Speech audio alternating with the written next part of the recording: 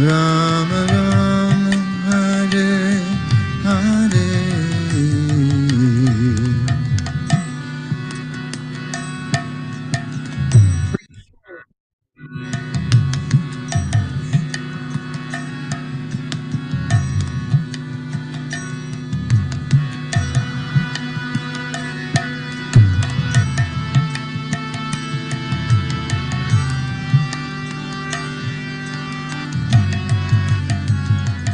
Hare Krishna, Hare Krishna, Krishna Krishna, Hare Hare, Hare Rama, Hare Rama, Rama, Hare Hare.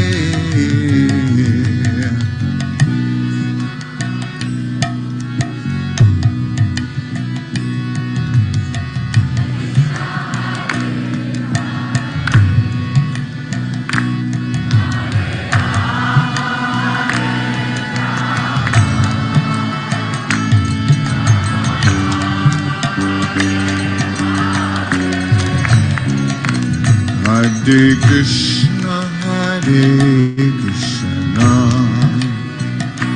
Krishna Krishna, Hare Hare, Hare Rama, Hare Rama,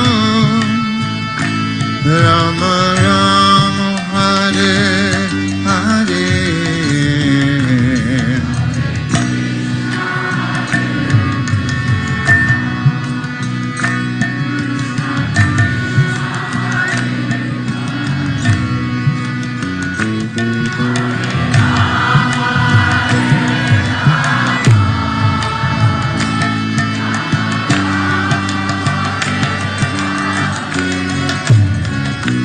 Hare Krishna, Hare Krishna, Krishna Krishna, Hare Hare, Hare Rama, Hare Rama, Rama Rama, Hare Hare.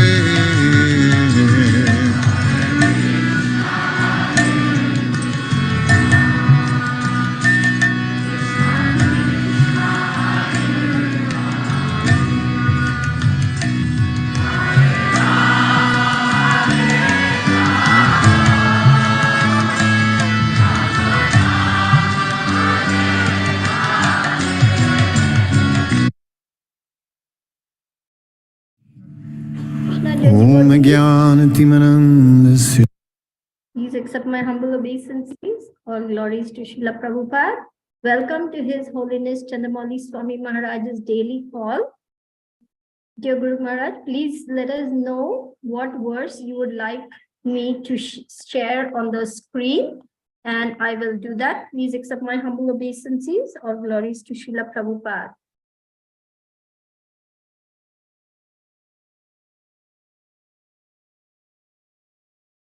Guru Maharaj, may I humbly request you to unmute? In sequence.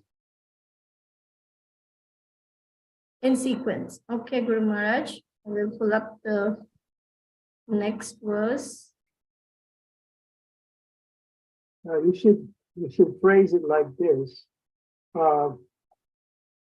We'll be doing this particular verse. Then you ask me, is there any change? You announce the verse, and then you say, ask me if there's any change afterwards. We should know what verse is next.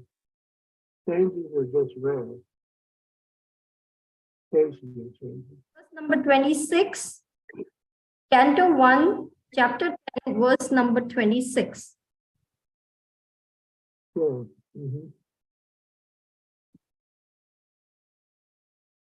Is it coming up on the screen? Not yet, huh? Now it should be up. Okay. Om Namo Bhagavate Vasudevaya. Om Namo Bhagavate Vasudevaya. Om Namo Bhagavate Vasudevaya. Aho alam slagatitam yado kulam. Aho alam slagatitam yado kulam. Aho alam slaya tamam yado kulam. Aho alam punya tamam madurvanam. Yaresha pumsam rishabha sriyapati prajanmana chankramane chantati. How supremely glorified is the dynasty of King Yadav. Bring it down, I can't see the whole thing. Bring it up. Right there is good. Oh, how supremely glorified is the daughter of King Yadav. And how virtuous is the land of Mathura, where the supreme leader of all living beings, the husband of the goddess of fortune, has taken his birth and wandered in his childhood. Purport in the Bhagavad Gita, personality of God, Shri Krishna has expressly given a description of his transcendental appearance, disappearance, and activities. The Lord appears in a particular family or place by his inconceivable potency. He does not take his birth as a conditioned soul quits his body and accepts another body. His birth is like the appearance and disappearance of the sun. The sun arises in the eastern horizon, but that doesn't mean that the eastern horizon is the parent of the sun. The sun is existence in every part of the solar system, but it becomes visible at the scheduled time and also becomes invisible at another scheduled time. Similarly, the Lord appears in this universe like the sun and again leaves our sight at another time. He exists at all times and in every place, but by his causeless mercy, when he appears before us, we take it for granted that he has taken birth. Anyone who can understand this term in truth of the statements of the revealed scripture certainly becomes liberated just after quitting the present body.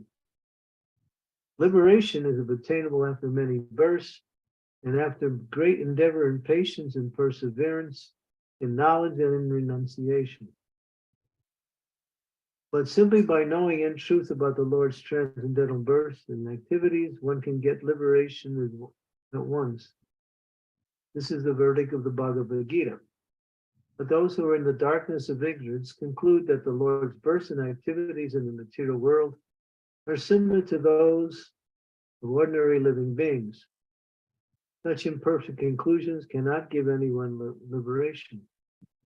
His birth, therefore, in the family of King Yadu as the son of King Vasudeva and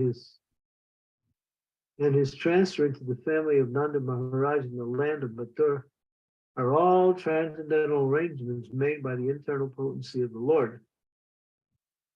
The fortunes of the Yadu dynasty and that of the inhabitants of the land of Mathura cannot be materially estimated. It's simply by knowing the transcendental nature of the birth and activities of the Lord, one can get liberation easily. You can just imagine what is in store for those who actually enjoy the company of the Lord in person, as a family member or as a neighbor. All those who are fortunate enough to associate with the Lord, the husband of the goddess of fortune, certainly obtain something more than what is known as liberation. Therefore, rightly, the dynasty and land are both ever glorious by the grace of the Lord. Om Gyantinadandasya Gyanantina Salakaya Chaksuvan Militam Yena Tasmai Shri Guru Namaha Nama Om Vishnu Padaya Krishna Kristaya Bhutale Srimati Bhakti Vedanta Swami Namaste Saraswati Deve Gaudavani Pacharine Nirvisesa Sunyavadi Pastyatya Desitani Vanchakalpa Tarubhischa Pipa Sindhu Bhayeva Cha Patitanam Pavanebhyo Vaishnavebhyo Namaho Namaha. Jai Sri Krishna Chaitanya Prabhu Nityananda Sri Advaita Gadadhar Srivasadi Gaur Bhakta Vrindam. Hare Krishna, Krishna Krishna, Hare Hare. Hare Rama, Rama Rama, Hare. So in this particular verse, it gives the descriptions on how one can be freed from the cycle of birth and death. That verse is illustrated in the Bhagavad Gita, Janma Karma Chame Divyam, Evam Yo Vekti Tattvataha, Bhakta Purnam Janma Naiti Mam Eti Surjuna. One who knows the transcendental nature of my birth and appearance does not, upon leaving this body, again take birth in this material world, but attains to my abode, O son of Kunti. So to know this means to realize it. It is not something that is theoretically understood and that is sufficient. One has to know by realization that what Krishna does is unlike the conditioned souls, just like the example is given here. We take birth from our mother and father, and there's a process to bring about a child into the world. But for Krishna, that process doesn't apply. He is completely divyam, that is transcendental. So, but he does have a mother, he does have a father. He takes birth in a particular place and at a certain time. But we call it birth because it looks similar to what we do when we appear in this world. But it's not. It is divine.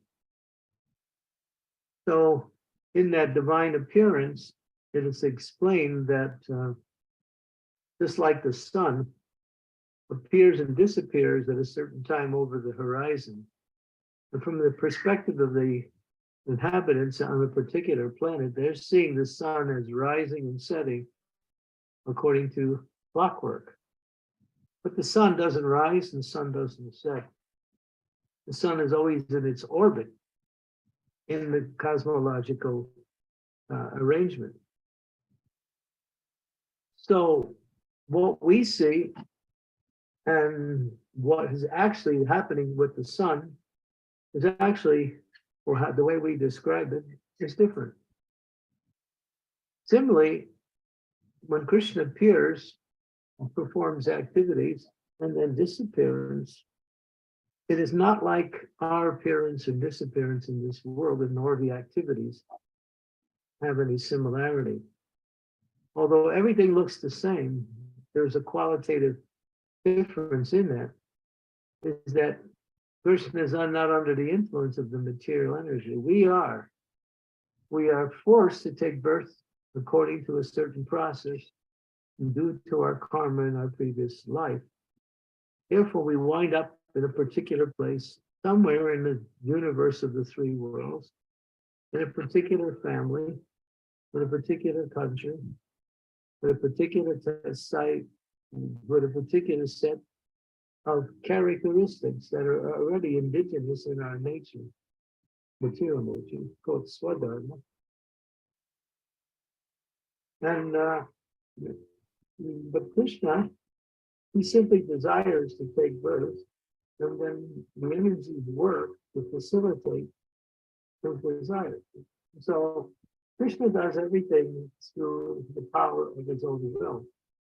When he wills something, and then he puts in motion, then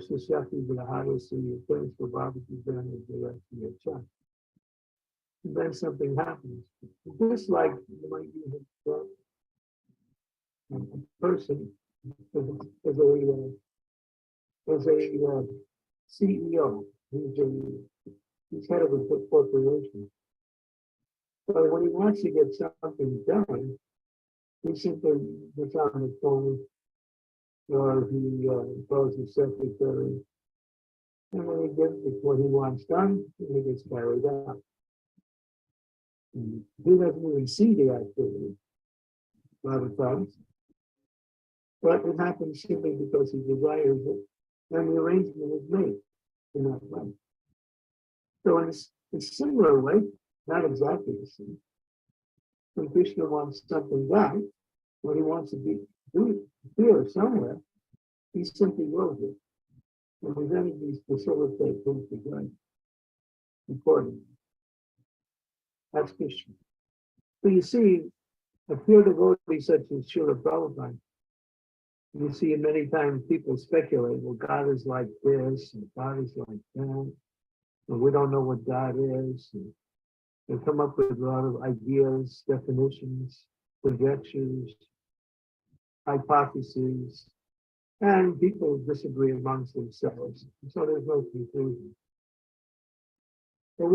But the pure devotee of the Lord, he knows this is what God does, and this is how he does it. Because he's in touch with them. Because he knows them. And therefore he can speak. He's not speaking theoretically, he's speaking realistically. And so therefore, if we want to understand Krishna, or the Supreme Personality of God who is described as Krishna, everything is there in the pure devotee's explanation. So whether we hear from Bhakti Siddhanta or any person in the disciplic succession, or any of those who are considered to be authorized representatives of the Lord, that is the Mahajans. There are 12 Mahajans: Swayambhu, Narada, Sambhu, Kapila, Kumara, Mano, Janaka, Bali, Vyasaki, Yamaraj, Prahlad. There are 12 Mahajans. They know the process of devotion, and they can speak about the nature and activities of the Supreme Personality of Godhead, because they've realized it through their power of their devotional service. So devotional service goes beyond the theoretical understanding of knowledge. Theory is like a direction in the right way when the theory is right. But the actual understanding is the theory manifests in something, we say visible or realized, depending on whether it's subtle or gross. So if we want to be Krishna conscious, we have to get beyond the theoretical level of understanding. We have to go into the realm of realization. Theory is called jnana, or knowledge, but there is vishishta jnana. Vishishta means intensification of that knowledge where it comes to realization, and that is called vigyan. So vigyan is actually Krishna consciousness. And gyan is a direction in the right way. So therefore, it is important devotees read these scriptures, try to understand what is being said, refer to other statements that are similar in the scriptures to corroborate and to confirm what we read, and then understand things in a realized way. And then take that knowledge and in a practical sense, engage in devotional service. So if we don't have a clear understanding of who Krishna is and how he works, and how can we become Krishna conscious? Krishna conscious is not some theoretical idea, well, I'm Krishna conscious. No, it means knowing Krishna. It means thinking about Krishna all the time. And the more you know about Krishna, the more you can think about Krishna. Because Krishna is interesting. Just like if you were to summarize all of the knowledge in the world in the different books, and in the different types of knowledge, in other words, the different categories of activities that make up material activities, it doesn't even come close to the knowledge about Krishna. So sometimes we find that we need to read other books to get knowledge. No, you just read Bhagavad Gita and Srimad Bhagavatam, and you get everything. You can add Chaitanya Charitamrita, Nectar Devotion, and you have the full package of transcendental knowledge completely at your disposal. So read. I don't think reading is something that we used to do, but now we got computers. Now we have so many other forms of receiving knowledge through media. It's easier that way. And so, why not take the easy route? But reading is, especially when we read directly from the scripture, the book itself, it has a very personal effect upon the reader. One is actually, when they're reading the book, they're holding Krishna in their hand in the form of transcendental knowledge. And so it's a very personal and a very more easier way to get absorbed in the knowledge that is available. And so, and you'll see how knowledge is given by the acharyas. They don't always look for new knowledge to give. They like to take the same knowledge and repeat it in different ways. They say the same thing, but in different ways, either from different angles of vision or in different contexts, using the different scriptures to illustrate their point. So why is that? Because repetition is important in order for understanding to manifest. Yeah, we have to not only read, but read repeatedly. And Srila Prabhupada said that all the essence of all spiritual knowledge is in the first canto, the Srimad Bhagavatam. So the rest of the 9 cantos is more or less a repeat of that same knowledge in different ways. That's all. All the knowledge that makes up the 10th canto. Of course, Krishna's leelas are different. We're talking about philosophical knowledge. Is there in the first canto. You'll see it. In particular, in this chapter, in the very middle of this chapter, which we have already completed, we see the mood of loving devotion, both in meeting and separation from Krishna. Here, Krishna is about to depart. And so,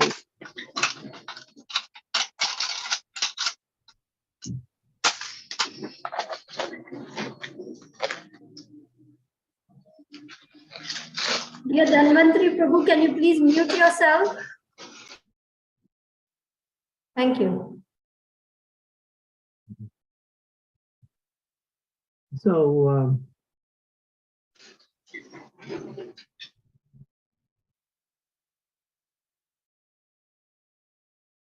when this knowledge is being given here in the first canto, the mood of separation, what is happening here, Krishna is about to depart from Hastinapur. He's on his way to Dwarka.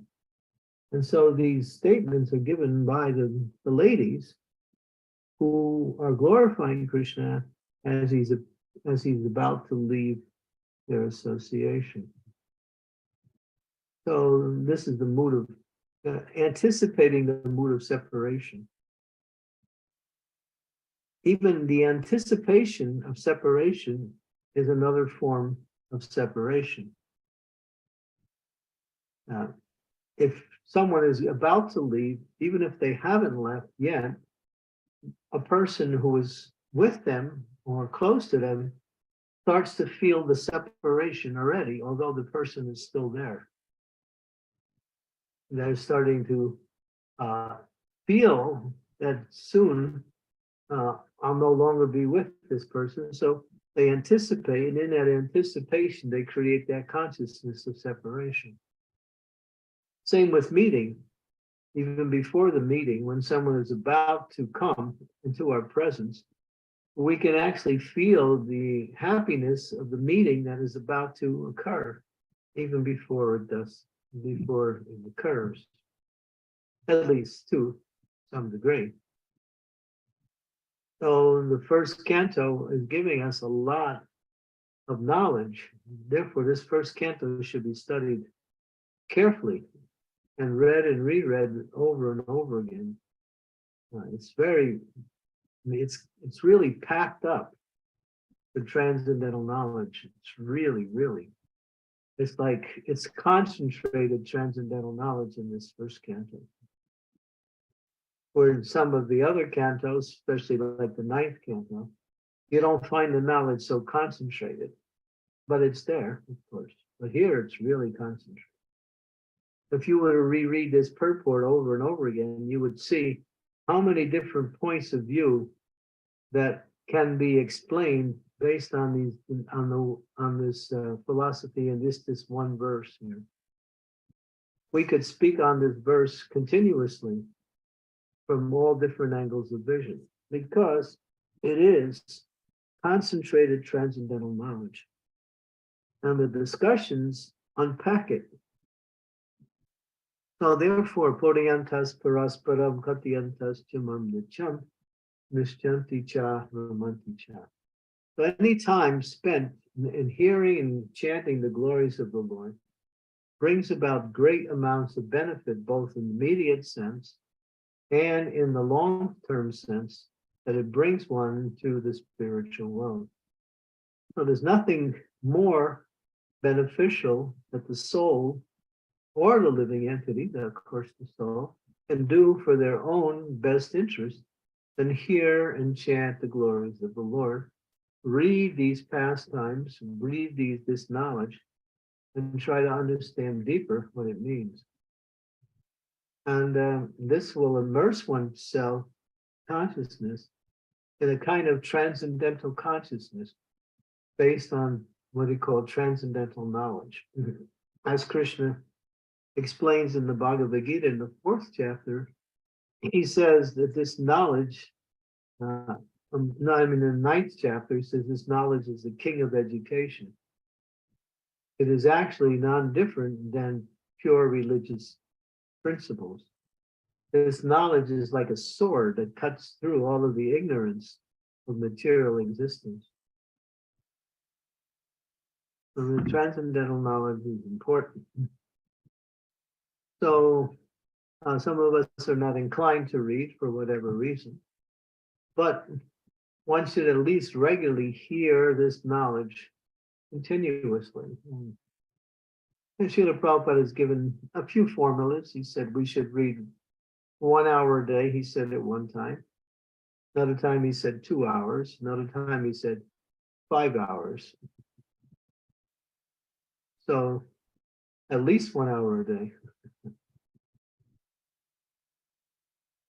Okay, so therefore we're taking time every day at this particular point of the day to discuss this philosophy because it's the most important thing we can do in order to learn about Krishna and to become more and more attracted to Krishna and ultimately to become fully Krishna conscious. Jai Shri Krishna. What nectar. Thank you. Guru Maharaj, that was so wonderful, taking us to the spiritual world. We are so thankful for this daily doses of life-giving nectar that keep us connected to Krishna. Dear devotees, I'm sure that you have many realizations, many questions, and your comments are most welcome. Please go ahead.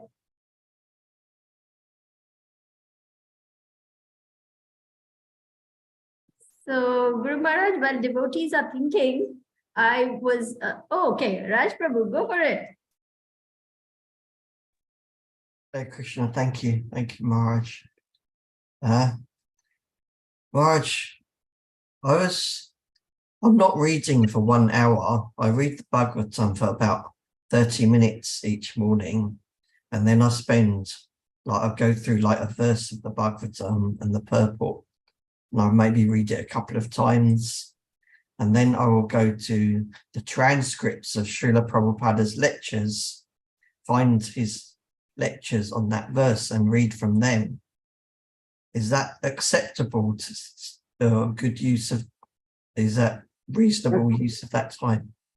That's a very good program for understanding, and to read, to reference, and to reread. Yeah, that's very good. I'm surprised you can do that all in a half hour.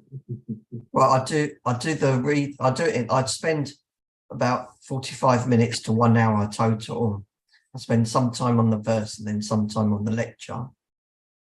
Well, that's good. If you keep doing that, you'll be able to speak on that verse easily with no difficulty.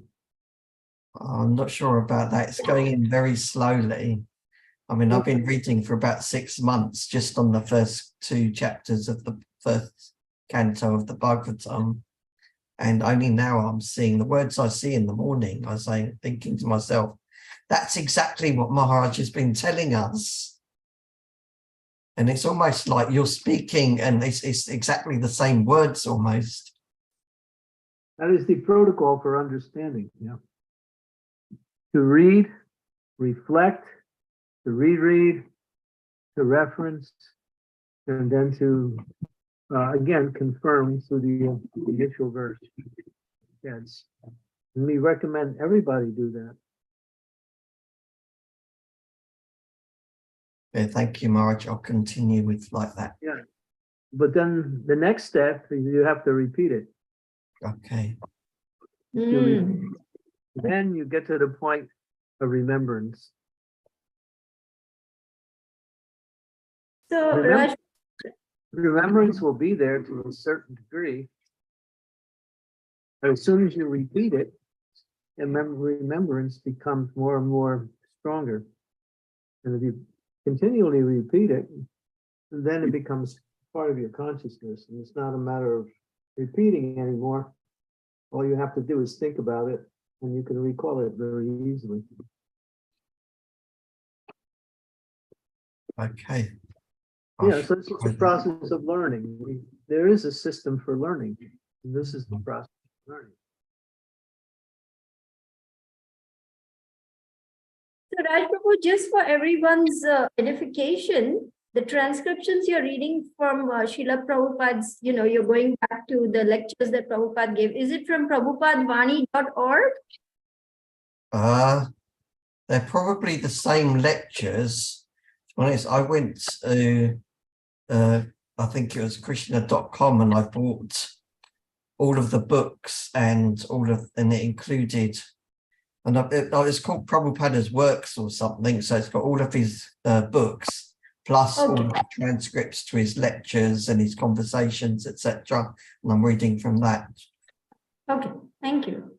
Just for us to know, so we can reference it and give that out to other devotees who might like to do that. Thank you, Raj Prabhu, for sharing your method of study. I think it will inspire a lot of us to do the same thing.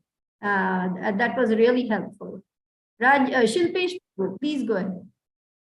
Hare Krishna Maharaj, please accept my humble obeisances. I just wanted to ask, well, what do you mean by reference? What he does, he references and he checks Prabhupada's other lectures and statements and refers to that. The word reference is refer. And so what he's reading there, he goes to another place and finds it also being said there, maybe in a different context, obviously.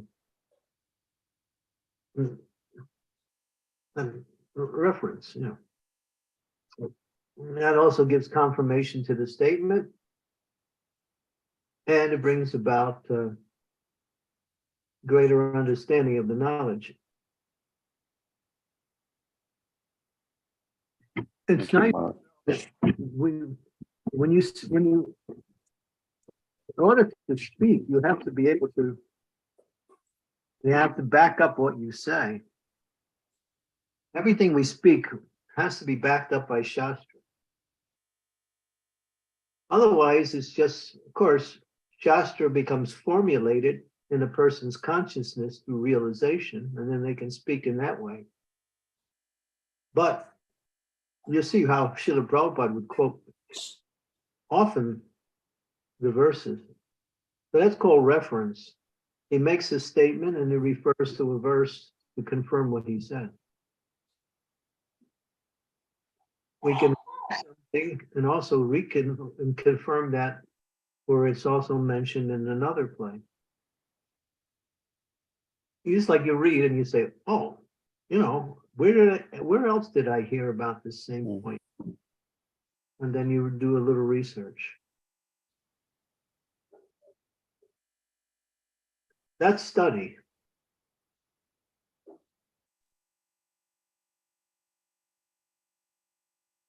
Thank you, Maharaj. That's really helpful. Yeah. Thank you, Shilpesh Prabhu. Namrata, please go ahead. Hare Krishna Guru Maharaj, please accept my humble obeisances. All glories to Srila Prabhupada. What is the importance of memorizing shlokas? What is the importance of memorizing shlokas when we are studying the scriptures? Well, if you're trying to convince your family members of something and you're just speaking, then you say, well, it says in the Shastras in this place, and then you quote the verse. So that gives authority to what you say.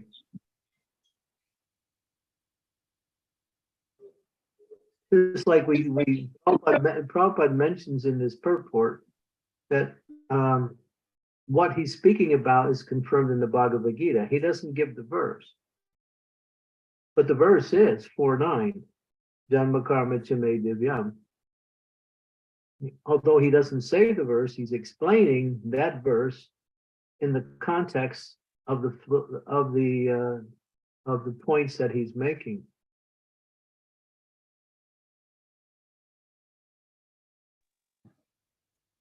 It's very Yes, Guru Maharaj. important.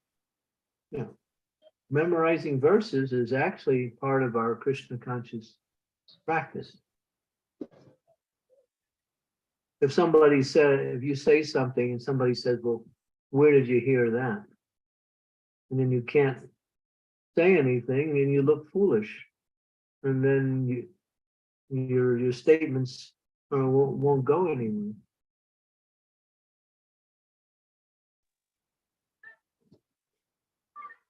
Yes, Guru Maharaj.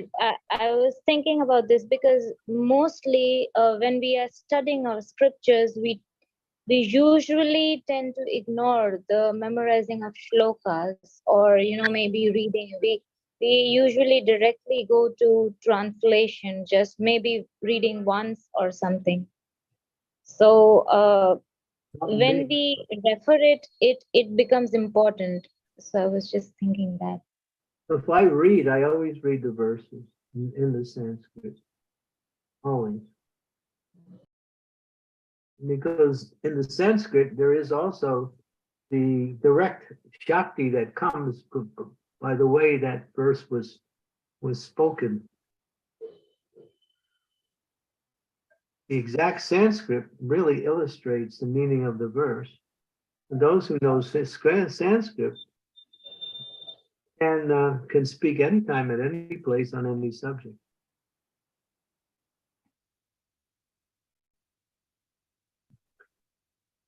But maybe you don't have any desire for being Panditjini or something. No, Guru Maharaj, I do like shlokas. Especially, I mean, I would like to hear mention that one question was asked to Gauranga Darshan Das, that how does he memorize so much shlokas? So he answered, which I really liked the answer, that you should fall in love with the verse before you utter it. So that was really wonderful. Either with the verse, I mean, either you should utter the verse, or you should learn to remember it through the meter. But that's a wonderful way again. Yeah, I just attended his seminar in the ILS in Mayapur. And then he gave a whole thing how to study Shastras. He broke it up in 4 parts. How to study Shastras, what is the mood for study? What is the method for study? What is the mood for teaching? What is the method for teaching? Both the mood and the method, he broke it up. And then he created a syllabus with diagrams that illustrate both of those categories and their branches. And so yeah, I mean, if we have to go to college or some kind of school to learn a skill, we think, well, I paid for this, I want to learn this. So we do everything we can to maximize our knowledge. So, so we're trying to go back home, back to Godhead. And we're also trying to keep our minds focused on Krishna and the philosophy that centers around him. But we're not interested in that. We're interested in mundane things and news and, you know, fashion magazines and what else are we interested in? You know, News. this news, that news. Because Clients catalogs. Karmis are expert at dressing up the mundane news in a very attractive way. So you go for it. But what it is, it just doesn't do anything for you, just waste time.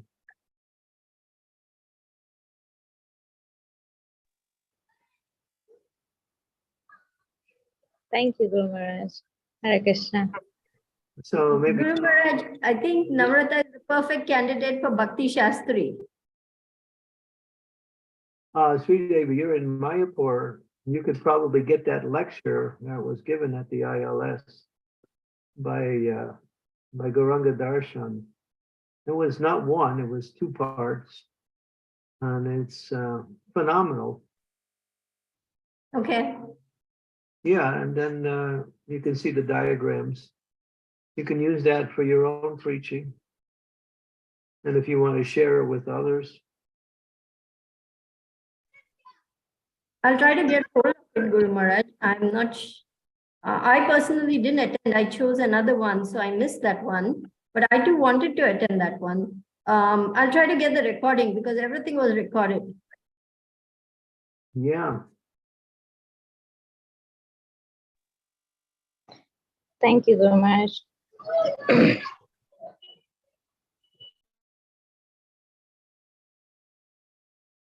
So Guru Maharaj, we have a little lull from our audience. So if I may ask a question which relates to that purport, is that all right with you?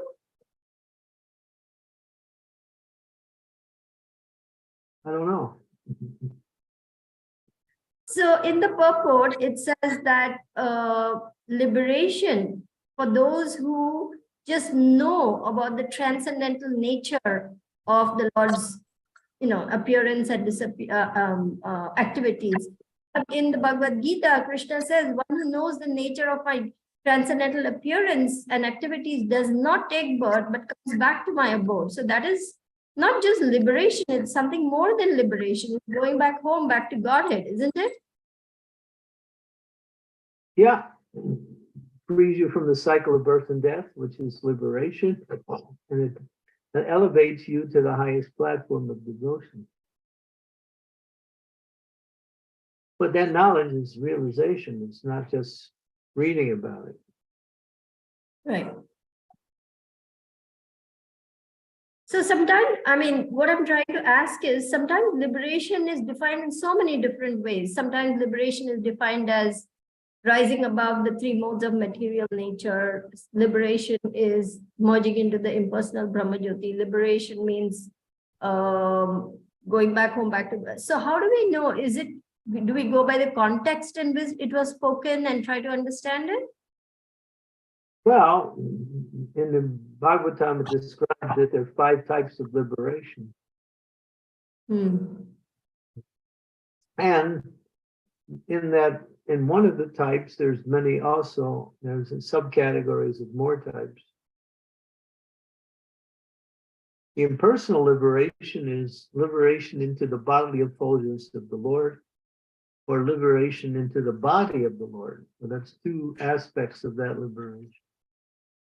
Then you have Samipa, Sarshti, Sarlokya, and Sarupya. These are four kinds of Vaishnav liberation. You get on the same planet as the Lord, somewhere in the material universe. To have the same bodily form as the Lord, to have the same opulences as the Lord, and to have the same, can't remember the other one, Samipya. Yeah. Oh yeah, you can read it in the third canto, describes the 5 types of liberation. But then there's the ultimate liberation, and that is Taktva Deham Purna Janmani Naiti Mameti Sorjana, going back to the spiritual world.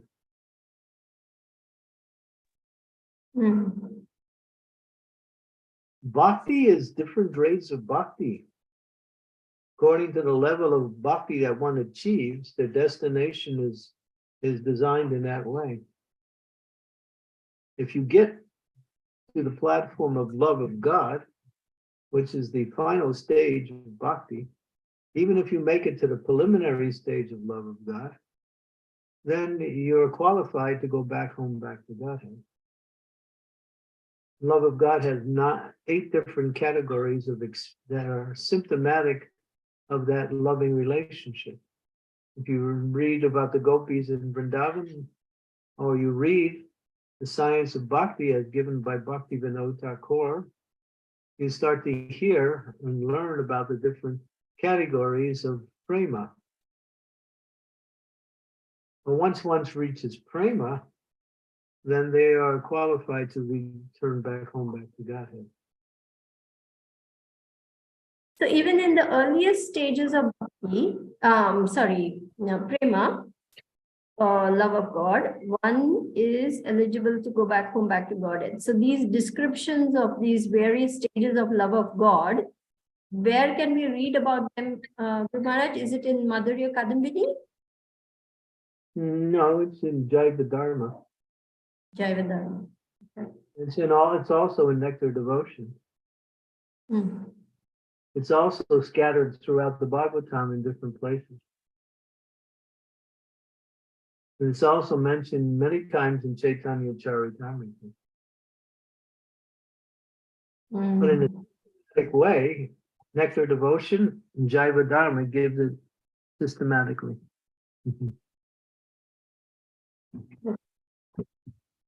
Jaiva Dharma and Nectar of Devotion. Yeah, read the books,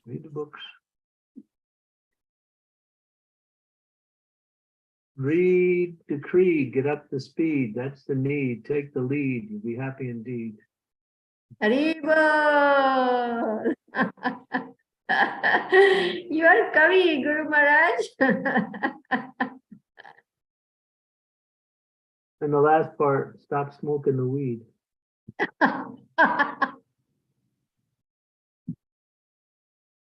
In order to get up to speed. Huh? We don't need any weed, Guru Maharaj. Our daily classes are our daily booster doses. We don't need weed anymore.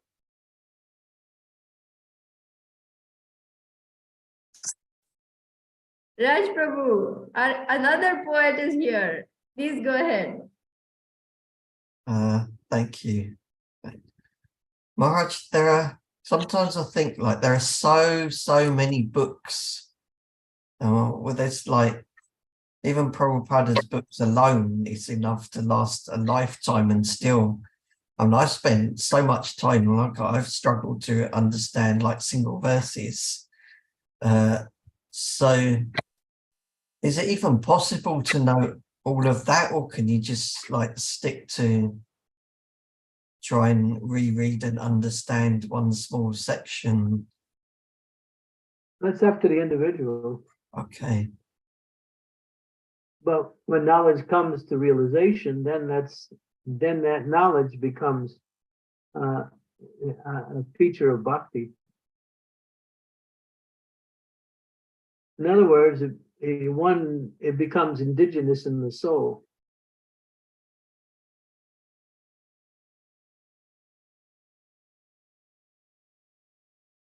Okay. Prabhupada used to say about his spiritual master, he's a walking encyclopedia.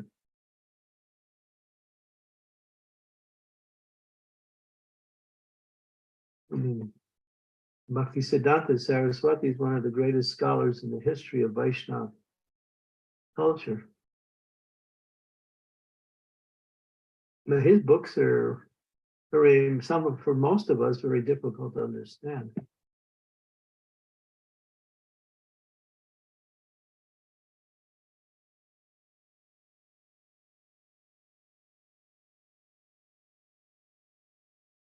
Is that Thank okay? you.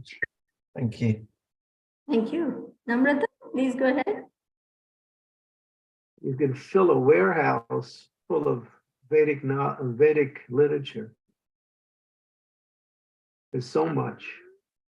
You have the Upanishads, and then you have the Rig Veda, the Samar Veda, the Yajur Veda, the Tara Veda. You have the Puranas, you have the Itihastas, you have the Dharma Shastras.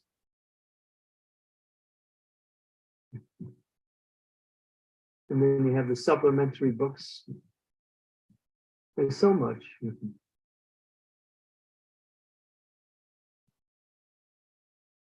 It's like there's 108 Upanishads, but then there's Upanishads, smaller ones also.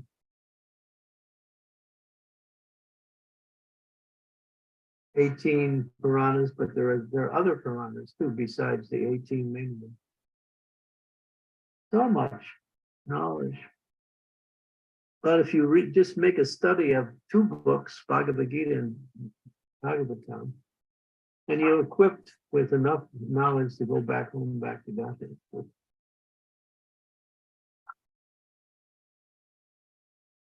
Bhagavatam is our life.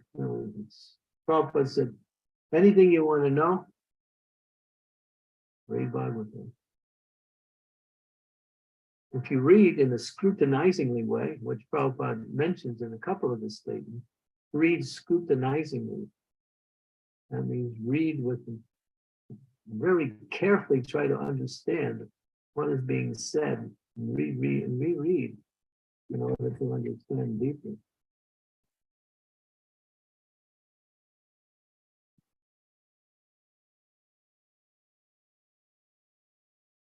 Thank you, Maharaj. It's very helpful. Yeah. Namrata, please go ahead. Hare Krishna. Maharaj, in 8.16, Bhagavad Gita 8.16, in the purport, it is mentioned that when we, if a person continues to be Krishna conscious, even when they are elevated to the higher planets, they are transferred to spiritual kingdom at the time of devastation. So is this a sort of liberation? Is this a kind of liberation? It's yeah, it is, step by step. And Yeah, Brahma Bhuvana Loka Purna Vritya Arjuna.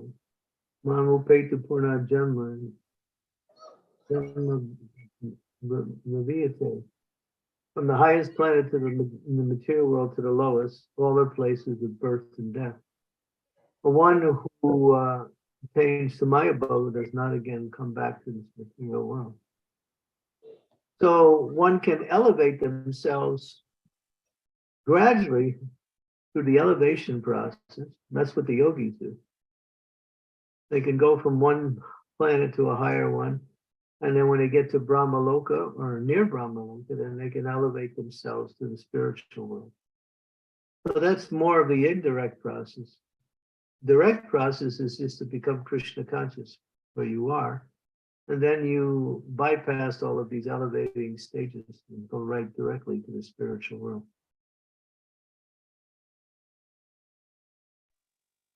Thank you, Guru Maharaj, for clarifying this, because sometimes before coming to Krishna consciousness, we have certain preconceptions which we have come across before. So this was one of those. So thank you for clarifying this. This is Yeah. this is what the yogis go through. So thank you for Right. that. Revati. Revati? Yeah, Hare Krishna. Thank you, Mataji. Hare Krishna. I have a question about this realized knowledge. So we are reading, when we read, we realize knowledge based on our experiences. So, so we try to apply that. So just trying to understand, is that realized knowledge, or something like realized knowledge is like higher, like realizing Krishna's pastimes? So how to differentiate, like, because we are realizing the knowledge based on our modes. Okay. So very simple example, which everyone can understand, is that when you walk into a restaurant and you sit down, they hand you a menu. And so you can read what's on the menu. But unless you eat it, you don't get the experience. So theoretical knowledge is like knowing what you want to know, and realized knowledge is actually knowing it. Coming to the point of realization becomes a part of you. It doesn't become separate from you. You can understand it. Yes, called intuitive knowledge. That knowledge which is not based on we say conjecture or hypotheses or discussion. It's understood directly. So when you practice Krishna consciousness, you're practicing according to theoretical knowledge. And that's the books that we read and everything. But when you become more advanced, that knowledge becomes part of you. And it's no longer just theory or something you remember. It's actually something that becomes part of your way of living. So it's more like a spontaneous Guru Maharaj, like we're just trying to be very natural. It's spontaneous in the sense that it's not based on anything. Spontaneity is what brings it about, and spontaneity it makes it grow even more. But actually, it's realization. Yes, You know what realization is different. When you hear something, you think, is this true? And then when you later on you say, oh yes, it's true. That's the difference. Okay, Guru Maharaj, yeah. What you understand is truth, then that is realization. When you just hear it, that is theory. Mhm. So it's very important for us to have experiences in life, Guru Maharaj, to understand, to realize this knowledge. The experiences come by the practice of devotional service. Mhm. In Okay. practice of devotional service, you're awakening that experience. If Mhm. you read the books and don't engage in devotional service, you're a jnani. Okay. You're a philosopher. That's it. But when you actually do service, when you surrender to the spiritual master, to the process of devotional service, then you're a bhakta.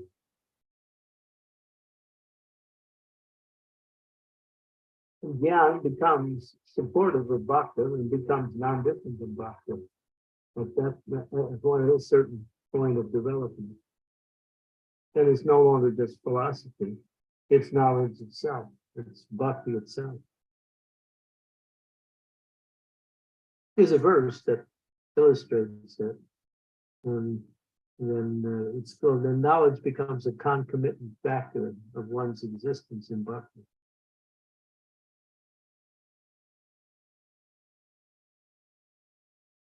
Okay, Guru Maharaj. Yeah. Thank you so much. Yeah. Just keep reading, and then, but you have to do service. If you're not doing any service or very little service, the knowledge will be very hard to retain or to understand. Okay. Okay, Guru Maharaj. Yeah. Thank you. Hare Krishna. Opens the heart, service opens the mind, service allows this knowledge to take root in the soul.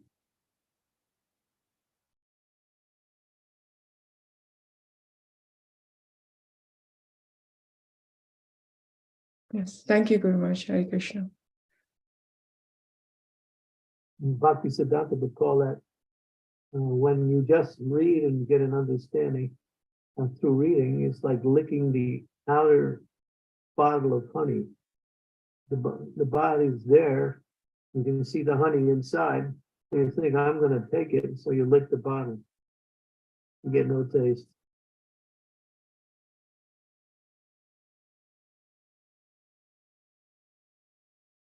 Serve, when we engage in service and we hear and understand this philosophy,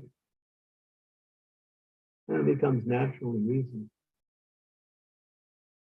There's a beautiful story that illustrates that.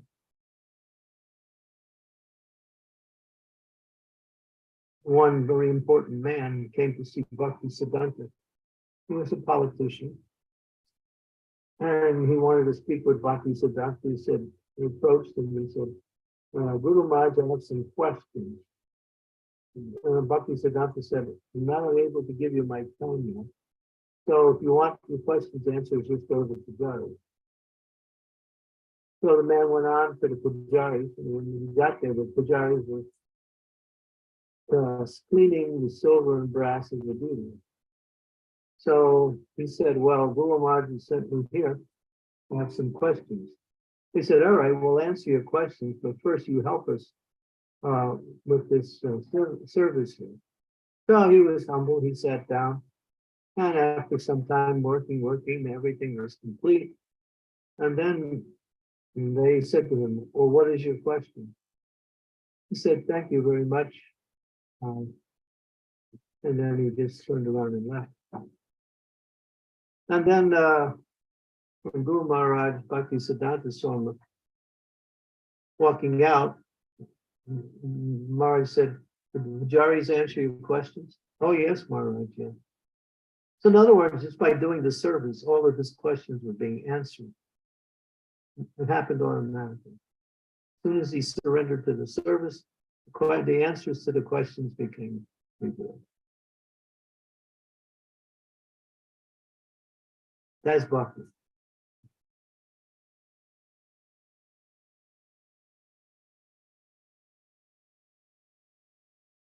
So just as a follow-up to Revati's question, Guru Maharaj, if we are engaged in devotional service, that means we have taken the instructions from our spiritual master. We have asked the spiritual master, what should I do? How should I engage in devotional service? And the spiritual master has told, okay, you can take up deity worship, or you can assist in the publication of the temple, whatever, something, whatever. So it's under the instructions of the spiritual master that one takes up service, or one just go to the temple authorities and say, I want to do some service, please give me some service.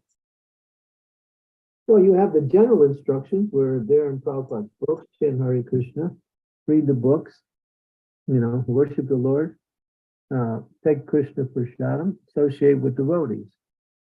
So you don't need instructions for that. That's a general statement for all devotees. Everyone has to do that. But then again, if you get some specific instructions, like, well, like I say, Revati, read this book that I gave you and write down those things at the end of each of the messages there. So I gave her a particular service to do. So then if she does that, then that's her personal service to the spiritual master. And so if the spiritual master gives you direct service personally, or if you come to him and say, what service can I do? And he gives you something, then that's also service. So you can get it direct from the spiritual master, or you get it direct from the scriptures and the guru in his lectures, in his books, and from hearing from other devotees what we should be doing. So both are instruction, both are guidance.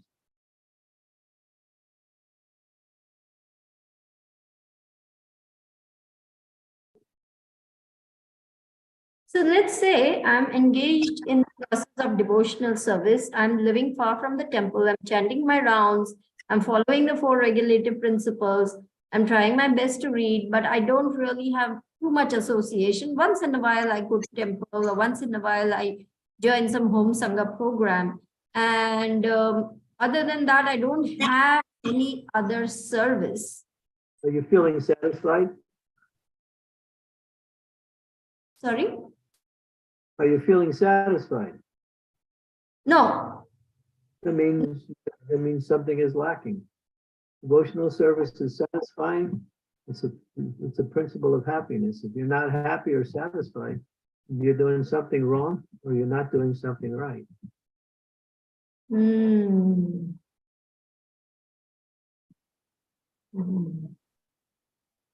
Right. I see. I must tell her to get more connected with the temple. And I mean, I'm just talking about someone I know. Okay, thank you. Everybody should know what they need to develop that satisfaction.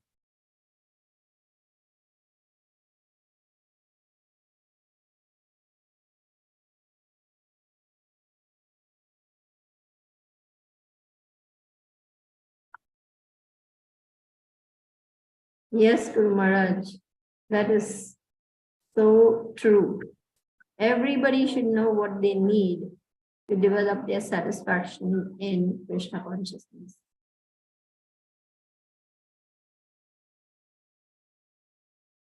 Because Krishna consciousness is above the material energy. And it's joyful by nature. And it gives knowledge, gives detachment from material life, and situates one in connection to Krishna.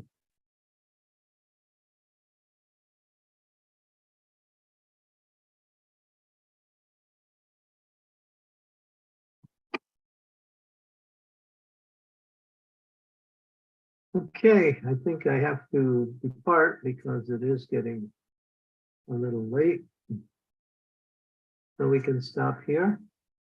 And we'll continue tomorrow, Sunday, on the same chapter. A quick announcement, Guru Maharaj, because the timing is changing. I believe in UK tomorrow, 26th, it's going to change by an hour. So India time, all the devotees in India, the clock will, I mean, for us, the class will be 4:30. In the US, it will be 7 a.m. EST and 6 a.m. CST, Central Time. What about in Europe? For you, Slovenia, I think it will again go up by 1 hour. So it'll be 12 o'clock instead of 11? No. Yes, because 12 o'clock UK time will be, you have not mentioned what it will be in your. UK time stays the same. Because if they're changing their clock from 1 hour forward, then when 12 o'clock comes, it's still 12 o'clock. Right, for UK, nothing happens, but for all the others, there will be a change. No, not even for Europe. Or not for Europe? Yeah, we just move 1 hour. That's right. We changed our clocks too, right? In Slovenia? Yeah. Do they follow that? I think so, right? I have no idea what happens in Europe, Guru Maharaj. I'm so sorry, but I can find out and I'll text you and let you know. I'm pretty sure, yeah. It's the same. So we do our clock change too, and we're on the same time again. Okay. Okay, Thank you, Guru. Hare Krishna. thank you. Shri Prabhupada ki jai. Sri Devi Raj Revati Silk